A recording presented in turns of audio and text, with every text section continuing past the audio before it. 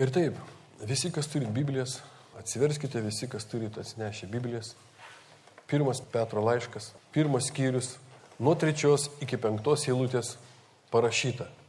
Palaimintas Dievas, mūsų viešpaties Jėzaus Kristaus tėvas, kuris iš savo didžio gailestingumo Jėzaus Kristaus prisikėlimu atgimdė mus gyvai vilčiai iš numirusių, amžinam, nesuteptam, nevystančiam paveldui, kuris saugomas mums danguje. Jį, tą paveldą, Dievo galybė per tikėjimą sergsti išgelbėjimui, parengta apsireikšti paskutiniu metu. Norit kaip jūsų dėmesį į detalę, kad visa tai, kas saugoma danguose, jau saugoma danguose. Tuo pat metu saugoma ir kiekvieno atgimusio iš aukšto žmogaus dvasia. Kodėl? Todėl, kad nors atgimusi dvasia randasi kūne žemėje, ji turi gebėjimą būti ir danguje. Paklausykite keletos tiesų arba prisiminkite. Žmogaus dvasia nepriklauso žemėje, turi tai žinoti. Atgimusi iš aukšto dvasia turi gebėję būti Dievo sosto dešinėje. Ir taip jums perskaičiau, kad paveldas saugomas mums danguje. Turima omeny naują kūną, nes atgimusi dvasia yra kito išmatavimo teritorija. Štai kodėl transcendentinio šventumo paveldas, amžinybė, randasi tik atgimusiam iš aukšto žmoguje. Laiškas Efeziečiams 2:4-8 parašyta. Bet Dievas, apstus gailestingumo iš beribės meilės, kurią mus pamilo, ir mus mirusius nusikaltimais prikėlė gyventi su Kristumi, juk išgelbėjimo šansas suteiktas malonė, kurio dėka jis ne tik mus prikėlė, bet ir pasodino danguje Kristuje Jėzuje, kad ateinančiais amžiais apreikštų visiems beribį savo malonės lobį ir gerumą Kristuje Jėzuje. Jūs juk esate išgelbėti malonę per Dievo tikėjimą ir tai ne iš jūsų, bet Dievo dovana. Ne dėl darbų, kad kas nors nesigirtų. Pastebėkite, praktiškai paveldas danguose randasi mūsų dvasioje. Ta prasme, į mūsų prisikėlimas yra Jėzuje Kristuje. Tai atgaivinta dvasia sąjungoje su išgelbėta siela. Tai yra, kai vyksta sielos išgelbėjimo procesas, arba dvasios sieloje vaisiaus branda randasi ten, kur ir Kristus, danguose, Dievo sosto dešinėje. Bet įsidėmėkite, tam, kad šventoje viltyje suteiktas paveldas būtų saugomas viešpatyje, reikia, kad jumise dominuotų naujas žmogus, kurio požymis Kristaus meilė. Aliluja. Draugai, jei iš savo pusės Dievas jau daugelį prikėlė kartu su Kristumi ir pasodino danguje, tai ką reikia įgyvendinti žmogui? Įsidėmėkite, kad nei vienas Dievo veiksmas jūsų atžvilgiu negali būti realizuotas tol, kol negaus iš jūsų nuoširdaus patvirtinimo. Pabrėšiu, šie patvirtinimai turi atitikti visus Dievo žodėje nurodytus paties Dievo apreiškimus. Mes ieškome raidėje patvirtinimo, o raidėje tik mirtis. Raidė nieko neduoda. Per raidę, kurią mes skaitome tvarkoje, Dievas suteikia apreiškimą, kurį atgaivina viską. Tai bus jums žinoma, kad ateivių statusas įgyvendinamas tik dėka daugybės viešpaties teikiamų procesų, kurie nepavaldus jokioms sieliškumo faktoriaus sistemoms, tėvų mokymoms ar kitoms dogmoms. Štai kodėl, kad patvirtintume savo teisę į šventos vilties paveldą, kuris randasi danguose, Dievas per įstatymą šventosios dvasios jėga šiandien mums apreiškia Kristaus mokymo esmę. Kiekvieną mielą žingsnį, kiekvieną mielą dieną šventoji dvasia žaibo greitumu veikia mumise Kristaus mokymo esmę. Pranašo Ezechielio knyga, 18 skyrius, 31-32 parašyta. Nusimeskite nuo save šalin visus nusikaltimus, kuriais nusikaltote, brandinkite savyje naują širdį ir naują dvasią. Izraelio namai, kam jums mirti? Aš netrokštų ne vieno mirties, tai viešpaties Dievo žodis. Grįžkite ir būkite gyvi. Kai čia kalbama nusikaltimus, nusimeskite nusikaltimus originale, maištą ir visą kitą, ką inspiruoja jumise gyvenantis egoizmas. Ta prasme, pranašas Ezekielis pranašauja šiandien mums, kad ateis Mesijas, kuris paaukos save kaip kvapnią auką, kad jūs galėtumėte su tikėjimu ir ryžtu nebe būti skolingi senam, kame gyvena egoizmas, kad nusimestumėm jį nuo savęs. Hebrajų kalboje žodis širdis reiškia visą žmogaus esybę, tai yra protą, valią, mintis, norus ir emocijas. Raštas nurodo, kad reikia brandinti savyje naują esybę ir dvasią. Nes tik atlikę tai, mes patvirtinsime savo teises į paveldą, kuris saugomas dangose arba mūsų dvasia. Mūsų atgimusi dvasia, tai kita teritorija, tai kitas išmatavimas. Jame Dievas brandina visai kitą žmogų. Kokį žmogų? Kuris atėjo iš Dievo. Nebuvo sukurtas, bet atėjo iš Dievo kaip ir Kristus. Kaip mane tėvas siuntė, taip ir aš jūs siunčiu. Todėl mumise gyvena naujo dangaus ir žemės pilietis. Šventieji, kad pateikti savo teises į paveldą, reikia pasipriešinti blogio jėgoms ir vaikščioti prieš Dievą jo apgyvendintų savyje tikėjimu. Žmogus gimsta su tikėjimu, prigimtiniu tikėjimu. Kiekvienas žmogus tiki. Nėra žemėje netikinčių žmonių. Atimk iš žmogaus tikėjimą, jis greitai mirs. Tuo tarpu šitas tikėjimas yra duotas mums kaip tirpiklis, kad ištirpdytumėm savyje. Ką? Mikaldos tikėjimą. Kieno? Romos popiežiaus tikėjimą. Kieno? Mano tikėjimą. Dievo tikėjimą. Amen. Kodėl? Todėl, kad sėdėti sostė reiškia karaliauti. Parašyta, Dievas atgimdė, ką panorėjo ir Jėzuje Kristuje pasodino danguose karaliauti. Valdyti save, turėti gebėjimą ganytis, elgtis, kad kitam būtų geriau. Sėdėti sostė reiškia būti asmenybė, o ne šafka. Paaiškinsiu, kas tas šafka. Tai yra būti asmenybė, o ne šios kartos arba žmogaus projektų pastumdėlė. Karaliauti reiškia ne tik valdyti save, bet įgyti pergalingą tikėjimą. Tai yra transformacijos iš nematomo į matomą realybę. Beje, šita realybė pasireiškia ne pinigų ir klestėjimo garantijose. Daugelis šiandien kalba, o aš nusiraminu garantijose. Vargšas žmogus, apgailėtinas, kaip ir aš. Ačiū Dievui už apreiškimą. Todėl sieksiu išsilaisvinti šito apgailestiškumo. Ši realybė, transformacijos iš nemato į matomą, ne pinigai ir garantijas. Jinai turi pasižymėti velnio pinklių triuškinime ir gebėjime gyventi fizinėmis akimis neregimame lygyje. Laiškas Efeziečiams 6:11. Apsiginkluokite visais Dievo ginklais. Dievo ginklai kaip ir jis yra kokie? Dvasiniai, amen. Kad galėtume įsilaikyti prieš visas velnio klastas. Mes šiandien paėmėm ir tos dvasinius ginklus materializavom, pasidarėm kažkokias sistemas, mokymus, potvarkius ir davai smūgiuot viens kitą. Ir nesuprantam, kad ne velniui priešinimas, o viens kitą žudom. Šiandien tai labai svarbu, nes su Kristumi niekas nesisės tėvo dešiniai tol, kol neišmoks nugalėti. Nugalintis paveldės. Ir aš sakiau, jeigu tu nusiramini pergalėje, tai tavo pralaimėjo pradžia. Kiekviena pergalė turi tau būti iššūkis į sekančią pergalę. Noriu pasakyti, tik tas, kas pastoviai mokosi prieš ką reikia priešintis ir ką reiškia nugalėti priešą, galės karaliauti.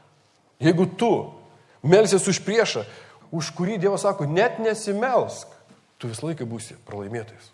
Bet jeigu tu melsies už priešą, į kurį Kristus sako, melskitės už savo priešus ir persekiotojus, tu būsi daugiau negu nugalėtojas. Paklausykite rašto vietos, kuri nurodo, kad po to, kai išmokstame pasipriešinti priešui Dievo tikėjimu, turime išmokti pasilikti toliau Kristaus meilėje. Ta prasme, gyventi ne regėjimais, bet tikėjimu, Dievo tikėjimu. Antras laiškas Korintiečiams 5:3-8 parašyta.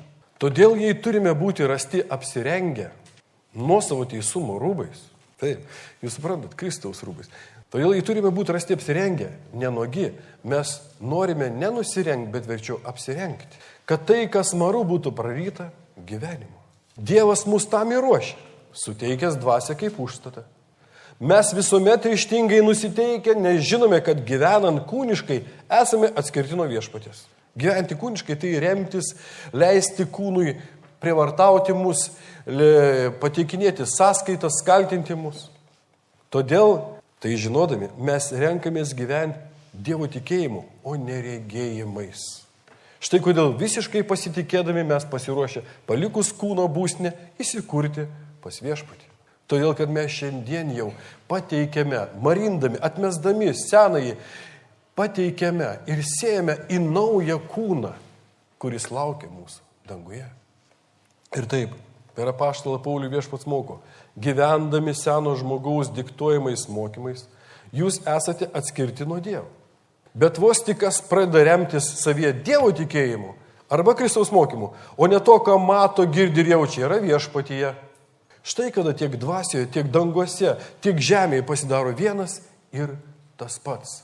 Man sunku bendrauti su žmogumi, kuris sakosi atgimęs iš aukšto ir negaliu jame nusiraminti. Arba nusiraminti jame gyvenančią viešpatį, o jis manyje. Kodėl? Todėl, kad matau, kad jam ne tas pats. Jisai dar čia žemėje, čia tas, realybė dangaus yra tokia miražinė ir sunku bendrauti su tokia žmogumi. Jis abejojantis, nieko nesuprantantis, nieko negaujantis, nežino, ko nori, visko bijo. Atsiminkite, kad pagal hebrajų kalbos originalą gyventi ir bevaikščioti tikėjimu reiškia vaikščioti aplink, elgtis, gyventi, būti pavyzdžiu, imtis priemonių. Vaikščioti aplink, kas tai? Tai gyventi Dievo tikėjimu, bet ne justinių žmogaus skatinimais žingsniais. Taip, justinis žmogus skatins, taip mes dar dėsim žingsnis, bet Dievo tikėjimas mumise mus perspės, mums suteiks jėgą, resursus valdyti, ignoruoti, nurodyti į vietą. Panašiai kaip Izraelis, kuris nors ir ėjo aplink Jerichą, nematė milžiniško jo sienų, bet tikėjo Dievo žodžiu.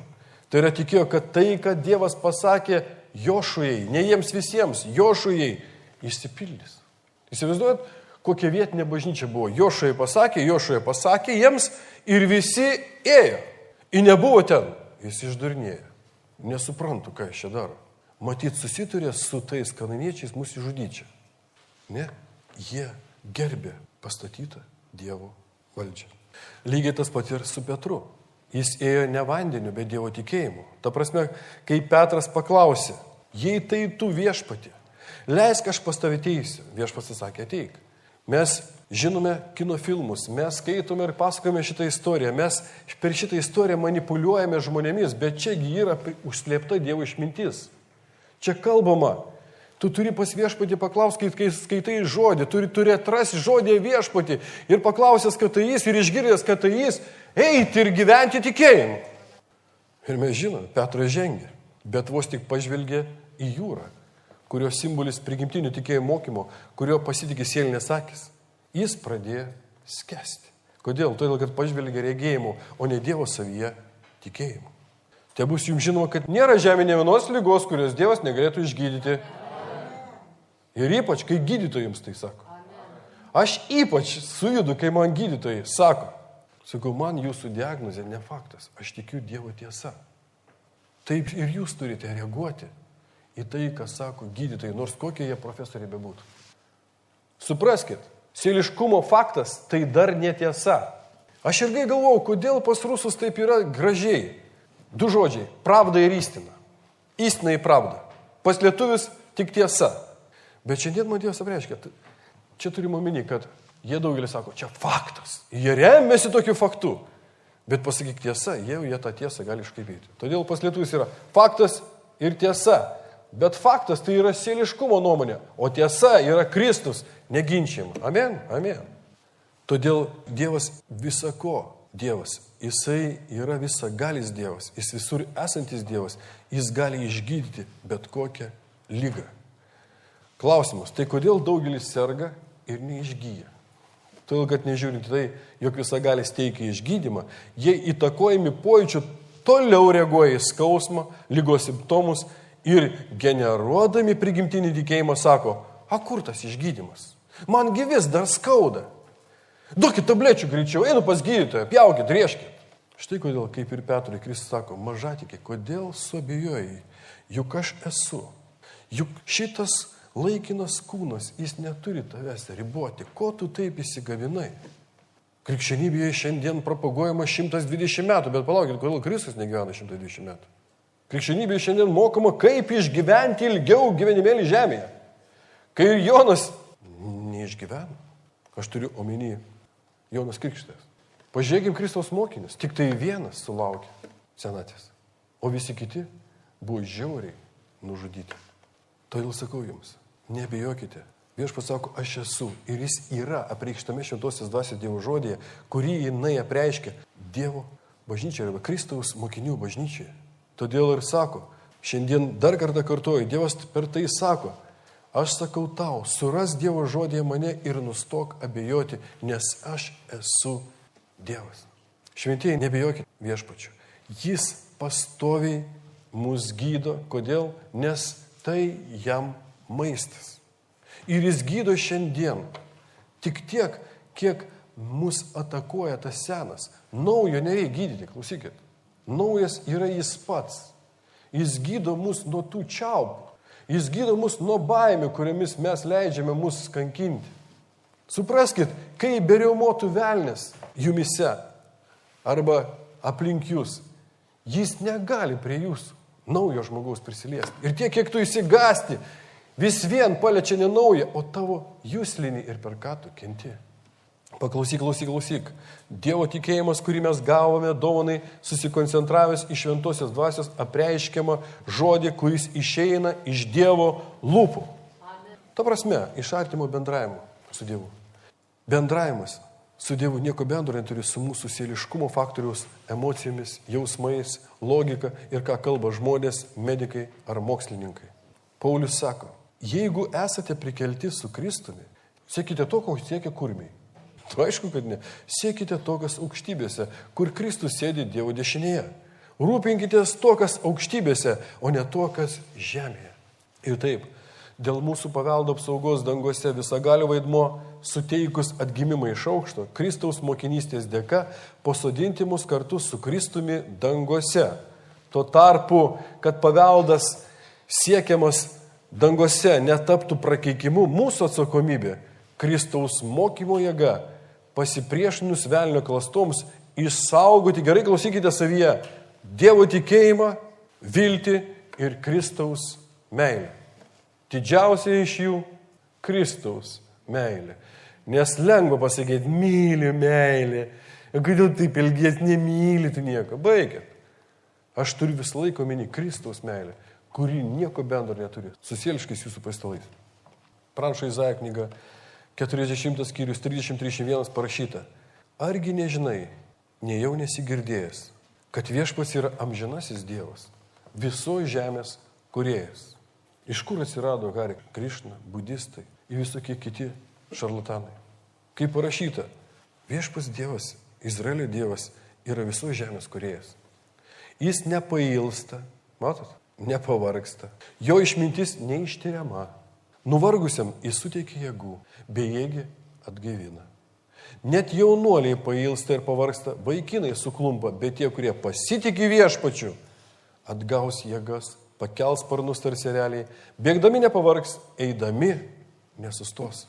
Ši rašto vieta nurodo, kad naujo žmogaus branda priklauso nuo pasitikėjimo viešpačiu. Supraskite, tikėjimas ir pasitikėjimas du skirtingi dalykai. Aš tikiu, kad yra kėdė. Bet jeigu aš nepasitikiu, kad man atlaikys, aš niekada nesėsiu. Aš tikiu, kad yra Dievas, bet ir demonai ne tik tiki, bet ir dreba. O mums reikia pasitikėti, kad jo žodis niekada tuščiai nedingsta. Kad jo žodis negrįž pas jį tuščias. Ar vis dar prisimenat, kad tu esi jo žodis? Todėl tu grįši pas jį. Nes jis šiandien sumokėjęs Kristaus kainą. Nepražudys nei vieno. Ši rašto vieta nurodo, kad naujo žmogaus branda priklauso nuo pasitikėjimo viešpačiu. Parašyta, kad kas pasitiki viešpačiu įgyja jėgų. Tai yra viešpaties teikiamuose procesuose subrandins dvasios vaisių sieloje. Štai kodėl Dievas siūlo mums erelio esybės principą. Žodis atgaus šitoje eilutėje, šitoje rašto vietoje reiškia bus sugrąžinta, atgimti, praeiti kiaurai, prisipildyti. Klausyk. Lygiai kaip erelis gali išnaudoti žemės trauką, tai pasitikėdami viešpačiu ir mes atgauname jėgas ir nugalime sėliškumą, kuris sekina mus seno mąstymo mokymais. Tai bus jums žinoma, kad žemės trauką erelis nugali ne vien savo esybės dėka. Ta prasme, nors erelis ir turi 2 sparnus, praktikoje naudoja dar kažką. Kas tai? Supraskit, kad patys į save sparnai jo pakelti negali. Todėl šis karališkas paukštis pasitelkė dar kažką daugiau. Štai kodėl dėl naujo žmogaus brandos Dievas moko mus pasitelkti pagalbon atgamtinę jėgą. Ar Dievo bažnyčia atgamtinė? Dievas atgamtinis. Todėl ir sako, pasitelkite pagalbon atgamtinę jėgą, kuri randasi mano tvarkoje, kuri pradeda veikti mano tvarkoje. Tikiuosi, sutiksite, kad vien sparnai nėra jėga, bet tik galimybė. Tai yra, kad jėga galinti pakelti realiai stulbinant aukštį yra kažkas kita. Ir mes tai įvardiname lyg ant sparnų, bet praktikoje ši jėga yra oro versmės ir vėjas. Štai ką panaudodamas erelis be didesnių pastangų sklando danguje. Tai bus jums žinoma, kad kuo didesnė priešiško vėjo jėga, tuo aukštesnis ir greitesnis yra erelio skrydis. Todėl tam, kas nori atsinaujinti visagalio jėga, Dievas sako, naudok tai, ką aš jau tau suteikiau. Supraskite, reikia tiek nedaug, tik priimti Dievo jėgą, atradus prižiūrėti savyje naujo žmogaus realybę. Net žodis čia atradus neteisingai, gavus iš Dievo malonės, prižiūrėti savyje naujo žmogaus realybę, kurį šventoji dvasia be didesnių kūno pastangų nuves į tikslą. Paklausykite, ką anot švento rašto reiškia priešiško vėjo jėga. Todėl, kad aš privedžiu jūs prie pačių esminių dalykų. Ir taip, ką reiškia priešiško vėjo jėga, nes priešiškas vėjas suteikia mums galimybių pakilti į aukštį. Tai trumpalaikiai ir nedideli kentėjimai. Šventieji, trumpalaikiai ir maži kentėjimai tai Dievo jėgos energija, o mes jų baiminamės, mes jų bijom. Išgirsite, kad kiekvienas, kuris šios energijos atsisako, neįgys jėgų, todėl ir nepasieks tikslą. Oi, kaip aš nemačiau apie tos dalykus, nors ir žinau, bet štai atėjo laikas. Antras laiškas Korintiečiams 4:16-18 parašyta. Todėl mes ir nenuleidžiame rankų. Atvirkščiai, jei mūsų išorinis žmogus nyksta, tai vidinis diena iš dienos atsinaujina. Juk trumpalaikiai ir lengvi mūsų dabartiniai kentėjimai. Kada mes žiūrime ne į juos, tai yra kas regima, bet į neregimą. Būtent tai mums ruošia visą pranokstančią amžinai garbiai. Trumpalaikiai laikini kentėjimai ruošia mus visą pranokstančią amžiną garbę. Juk regimieji dalykai laikini, o neregimieji amžini. Tikiuosi supratote, kad norint lyg priešišką vėjo jėgą panaudoti trumpalaikius kentėjimus, reikia žiūrėti ne į pačius kentėjimus, kurie matomi, bet į šventosios dvasios apreiškimo Dievo žodžio remos savyje. Ne kaimynė, pavargsi, beieškoti. Savyje, beje, kuris tas remo pradžioje nematomas. Atvirkščiai, kai pradeda Dievas savo teikimų procesų metu apgyvendinti žmoguje remo, daugelis jame mato labai daug šiukšlių, labai daug smarvės, labai daug visokiausių netinkamų dalykų. Kodėl? Reikalingas kūnas, kur penkianaris tarnavimas ruošia kiekvieną tarnystės darbui, kad penkianaris tarnavimas neleistų smerkti ir teisti, kai vyksta Dievo procesas žmoguje. Nes būtent kai pradedam teisti ir smerkti, kaltinti, tas žmogus susidaro ir nebeina. Įsigasto ir nebeina. Aš žinau, kad mano žodžiai jums vis labiau patinka, bet daugeliui šitame mieste ir Lietuvoje ir visuotinė krikštybė mano žodžiai nepatinka. Daug paprasčiau užsidėti išorinę maršką, pasimaivyti valandą pusantros ir namuose toliau gyventi kaip noriu. Aš mokau ir čia gyvenkite, jeigu tokie drąsūs. Tai gyvenkim atvirai. Kaip atvirai? Tas Kristus meilės nieko nėra, eiktų savo. Tik tai biški atviriau viską, šnypščia. Kas? Egoizmas. Dažnai žmonės sako, niekas negali prilygti mano kančioms. Ar ne? Aš ir pats taip kalbėdavau, kol neišgirdau Svietos. Svieta tikriausiai irgi dažnai taip kalbėdavo, bet kol neišgirdo dar skaudesnių, dar siaubingesnių išgyvenimų. Argi ne taip? Taip. Nes prieš svietos išgyvenimus mano išgyvenimai nublanko. Nors ir mano išgyvenimuose buvo dalykų, kurie mane atvedė prie Dievo. Ir pas vietą buvo dalykų, kurie atvedė pas Dievą. Argi ne taip? Amen. Bet atminkite, aš noriu pasakyti, visa, kas be ištiktų Svietą, Arvydą, Nuparą ir Nicetą, visa, kas ištiktų žmonės, tai tik trumpalaikiai ir lyginant su degančia ežero kančiomis, lengvi išbandymai. Supraskite, kad amžina kančia yra neapsakoma, neįvertinama, neįsivaizduojama, ji nesulyginama intensyvi, žiauri ir reali. Todėl užčiaupkit burnas visiems tie, kurie sako, aš geriau eisiu į pragarą, ten mergos, šnapsas ir kortos. Jie nesupranta, ką kalba. Trumpalaikiai ir lengvi kentėjimai tai resursai, kurie veda į visą pranokstantį paveldą danguose. Tuo tarpu dėl pažinimo stokos šio klausimų daugelis ir toliau neteisingai reaguoja. Ar teisingai visada reaguojat? Todėl, kad užsimirštat. Todėl, kad jau sureikšminat čia tokius mažučius, trumpalaikius dalykėlius. Ir sumaišę prioritetus jūs reaguojat. Bet jeigu mes prižiūrėtumėm tai, kas žiūri į dangų, ieško tokios aukštybėse, mūsų reakcijas, ir jau žinau, mūsų reakcijas vis mažiau yra iškreiptas. Pas daugelį, nors tik kas biški turbūt atsitinka su jais, jie iškart pradeda trimituoti, baimintis, tą pradau, kodėl man už tai, o kodėl kaip, nesupratau, aš to nevertas. Kodėl mane paliko vyras, žmona, kodėl apsivertė mašina, kodėl aš neturiu to, ką turi kaimynas, ir prasideda tokie, kodėl mane, o aš. Ar žinote, kad sėliškumo faktoriai, nepakelimi Jobo knygoje esantis išbandymai, taip pat yra priskiriami trumpalaikiams ir lengviems. Kas skaitė Jobo knygą? O ten išgyveno žmogus, ojojoj. Bet vis vien Dievo akimis žiūrint, trumpalaikiai ir lengvi kentėjimai.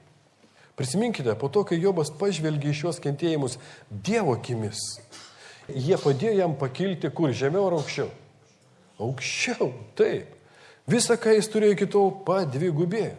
Ta prasme, proceso metu Dievas atvedė Jobą prie tam tikro taško ir tarė, Jobai, juk tu turi 2 sparnus, pasinaudok jais ir pakilsi. Nežiūrėk į tai, ką mato tavo akis, neleisk išbandymams atimti tau amo. Ar esate išgyvenę, kaip kažkoks tai trumpalaikis, smulkus išbandymas atima amą? Amas tai toksai vidinis skausmas, su kuriuo nežinai, ką daryti. Ir jei šalia nėra žmogaus, tas skausmas tampa liga, žaizda. Aš turiu omeny žmogaus, kuriame gyvena Viešpats, kuriam Dievas davė dovaną. Dievas sako, nežiūrėk fiziniam akim, geriau panaudok tos išbandymus, nes tai yra privilegija, kai tu žiūri į išbandymą, tą skausmą, kuris tavyje gyvena, kaip į privilegiją, tas skausmas pradeda ką daryti? Mažėti. Jei tai yra dėl sielos išgelbimo, bet jei tai dėl draugystės, tas skausmas tik didės. Šventieji, neužmirškite, viskas teisiame išeina į gerą, būtent Dievo valia pašauktam. Atsimink, jei užsidarė vienas duris, atsidarys kitas. Baikite graudentis ir liūdėti, pakelkite aukščiau galvas ir išstudijavę savo sparnų galimybės, panaudokit priešišką vėją arba laikinus kentėjimus, kad pasiektumėte tikslą. Koks jūsų tikslas? Išgelbėti sielą ir sugrįžti į dangaus karalystę. Išnaudoti priešišką vėją arba laikinus kentėjimus praktikoje reiškia per tikslingą tikėjimo maldą, kuri kyla iš šventosios dvasios teikiamos jėgos. Aš kalbu apie preikštų Dievo žodžio jėgą, kuri apsigyvenusi mumise transformavosi į remą. Aš kalbu apie Dievo tikėjimo mumise sparnus. Todėl norint sklandyti kaip erelis, reikia išgirsti tai, ką per žodį tau asmeniškai sako Dievas. Ir išgirdus nepulti iškart daryti, bet ateiti ir leisti degustuoti tai tam, kam Dievas suteikė dovaną. Ta prasme, prieš dangų ir pragarą patvirtinti, kad tu esi Kristaus kūno dalis. Tai yra, mums reikia išgirsti tą, ką asmeniškai sako Dievas. Tai yra išgirsti. Ir tai, kai mes ateinam pas pastorių ir suderinam, mes išgirstam ne bet ką, bet koks tavo asmenis pašaukimas, Dievo pašaukimas, kad išpildytum ne savo, bet jo valią. Šventieji, kol jūs gyvenate ir bendraujate su Dievu dėl savo merkantilinių dalykų, jūs esate tik tai kieme, šventyklos kieme. Bet kai Dievas jums apreikš ir jūs vis labiau norėsit nebe savo merkantilės vykdyti, o išpildyti Dievo valią, tada jūs būsite tie jaunuoliai ir tėvai, kurie įeis į šventyklą, iš švenčiausių ir sugrįš. Pasakyta, tie, kurie pasitikė viešpačiu, atgaus jėgas, pakels sparnus tarsi ereliai, bėgdami nepavargs, eidami nesustos, nes gyvens naujas žmogus realiomis, nebesikoncentruos į savo meniskas iškrypusias kaulus bei išnyrančius, nežinos, kad jeigu taip yra, tai yra. Man geriau išeiti, negu čia pradėti savo išgydymo procesą. Sukraut milijonus iš šitą, kas nepavilės dangaus karalystės ir prasilenkti su tikslu. Supraskit, jei kiekvieno žmogaus fizinės jėgos yra ribotas, tai Dievo jėga neturi jokių apribojimų. Tai bus jums žinoma, kad tik tie, kuriuos per trumpalaikius suspaudimus pats Dievo savo jėga nuolatos atnaujina, apsirengs amžinąją jo garbę. Apibendrinant aišku, kad dėl naujo žmogaus brandos Dievo vaidmuo suteikti mums trumpalaikius ir lengvus išbandymus, nuo kurių mes taip bandome išsisukti. Tuo tarpu mūsų vaidmuo visada pasitikėti viešpačiu, ko mes niekaip nenorim padaryti. Laiškas Filipiečiams 4:7 parašyta. Visuomet džiaugitės viešpatyje. Ką reiškia visuomet džiaugtis viešpatyje? Tai pasakyti savyje sielai, kuo liūdi siela. Džiaugis viešpatyje.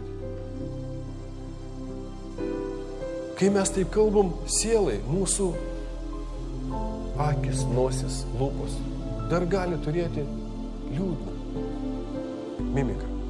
Bet tai nereiškia nieko. Kai aš sakau, neliūdėk sielą, tu dar džiūgausi Dieve.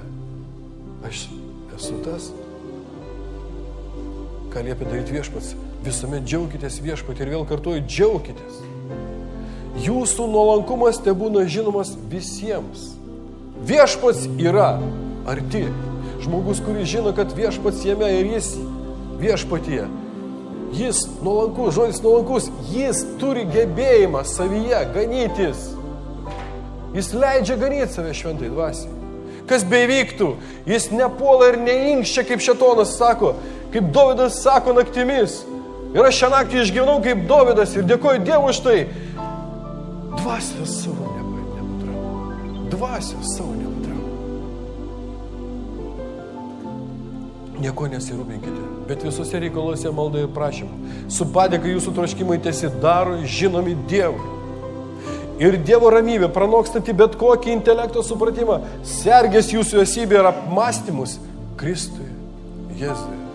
Šią rašto vietą noriu jūs palaiminti. Mes apie tai, apie tą atgamtinį savyje Dievo procesą, kaip gali dvasia gyventi ir žemė ir dangui, pratęsime sekantį tarnavimą. Ir pabaigai noriu atsiprašyti šiandien visų, kuriuos įskaudinau dėl savo sieliškumo. Dėl to, kad negalėjau pasielgti taip, kaip turėjau pasielgti. Atleiskit man. Ir taip pat noriu padėkoti visiems, kurie pasitarnaujat man, kad aš būčiau Dievo išbandomas trumpalaikiais ir laikinais ketėjimais. Nes būtent tai man reikalinga, kaip ir jums reikalinga, jeigu noriu brandinti arba būti kvapnia auka Dievui danguje. Vardan Tėvo Sūnaus ir Šventosios Dvasios.